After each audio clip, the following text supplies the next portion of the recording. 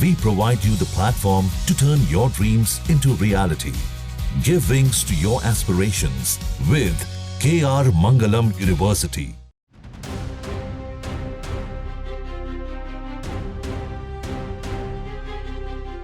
जम्मू कश्मीर के पहलगाम में हुए आतंकी हमले के बाद से इलेक्ट्रॉनिक निगरानी के आधार पर 15 स्थानीय कश्मीरी ओवरग्राउंड वर्कर्स और आतंकी सहयोगियों की पहचान मुख्य संदिग्धों के रूप में की गई है, जिन पर शक है कि उन्होंने पहलगाम नरसंहार में पाकिस्तानी हमलावरों की मदद की थी।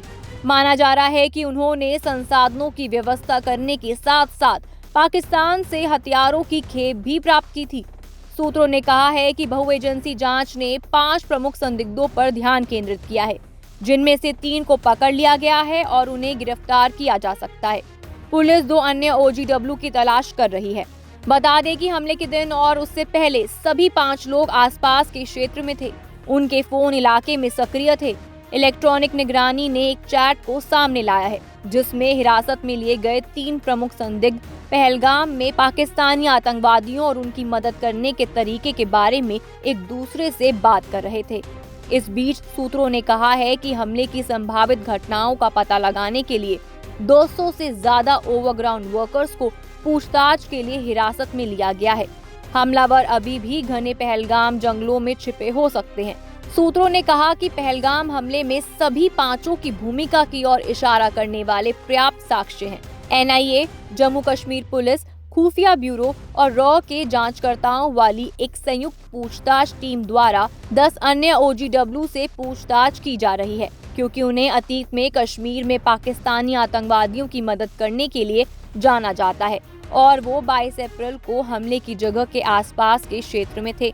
15 स्थानीय आतंकवादी सहयोगी दक्षिण कश्मीर से हैं और ये सभी पहले से ही जम्मू कश्मीर पुलिस द्वारा OGW के रूप में सूचीबद्ध हैं और माना जाता है कि उन्होंने पिछले कुछ सालों में दक्षिण कश्मीर में कई हमलों में शामिल पाकिस्तानी आतंकवादियों की मदद की है। इन आतंकवादी सहयोगियों ने पाकिस्तानी आतंकियों के लिए संसाधनों में मदद की, जंगलों में उनका मार्गदर्शन किया और यहाँ तक कि आतंकवादी हमलों में इस्तेमाल के लिए पाकिस्तान से हथियारों की खेप भी प्राप्त की। पहलगाम हमला करने वाली टीम के लिए संसाधनों की व्यवस्था करने और सूत्रधार के रूप में उनकी भूमिका की ओर इशारा करने वाले पर्याप्त परिस्थितिजन्य साक्ष्य हैं, जिसमें 4 से 5 आतंकवादी शामिल थे, जिनमें से कम 2 पाकिस्तानी और 2 स्थानीय कश्मीरी थे। आपको बता दें कि एक अधिकारी ने कहा है कि हम हिरासत में लिए गए 15 OGW से और अधिक जानकारी प्राप्त करने की कोशिश कर रहे हैं, ताकि साजिश की कड़ियों को जोड़ा जा सके और फिर उनकी संभावित गिरफ्तारी पर फैसला लिया जा सके। 26 अप्रैल तक पहलगाम हमले से जुड़ी घटनाओं के क्रम को उजागर करने में मदद के लिए 200 से ज्यादा OGW को हिरासत में लिया गया।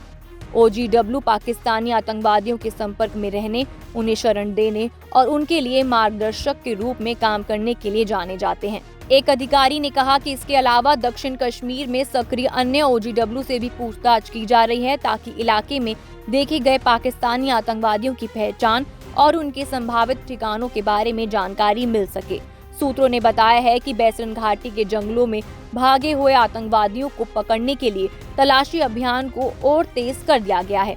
आसपास के शहरों और जिलों में तलाशी अभियान के दौरान हमलावरों का अभी तक कोई सुराग नहीं मिला है, लेकिन संदेह है कि वो अभी भी घने जंगलों में छिपे हो सकते हैं, जिसमें घास का मैदान भी शामिल है।